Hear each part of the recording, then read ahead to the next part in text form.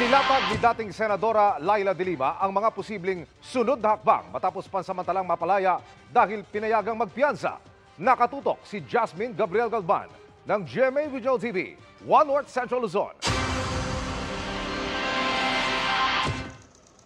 Mag-aalas 10 ng umaga kanina, nagpunta si dating Senador Laila de Lima sa Minor Basilica of Our Lady of the Most Holy Rosary of Manaoag para magpasalamat sa Inang Maria na pinanghugutan niya ng lakas ng loob sa loob ng bilangguan.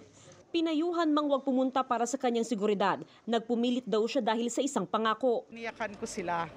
I practically begged and pleaded. Sabi ko, no, I can never ever break my promise to Mama Mary. Every day when I pray to Mama Mary, I always tell her, Mama Mary, tulungan niyo po ako makalaya. Paglabas ko po, promise, bibisitahin ko po kayo. Answered prayer daw ang paggawad sa kanya ng pansamantalang kalayaan matapos payagang makapagpiyansa sa kanyang ikatlo at huling illegal drug case. I feel vindicated. I've been waiting for this. I've been waiting for this moment.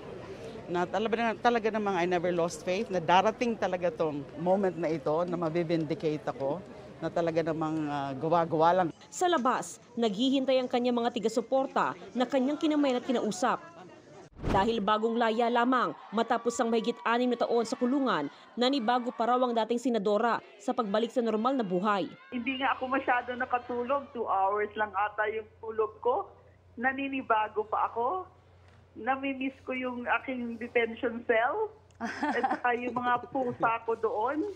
Sa ngayon, gusto daw muna niyang pagtuunan ng pansin ng kanyang pamilya bago niya pag-isipan ang mga susunod niyang hakbang. Isa yan syempre yung pagbalik ko sa law practice and then pagbalik ko rin sa teaching sa law school. But always, whatever would be the next calling, hindi po ako hihinto sa pagtulong ng aking mga core advocacies. Mula sa GMA Regional TV, One North Central Luzon at GMA Integrated News, Jasmine Gabriel Galban, nakatutok 24 oras.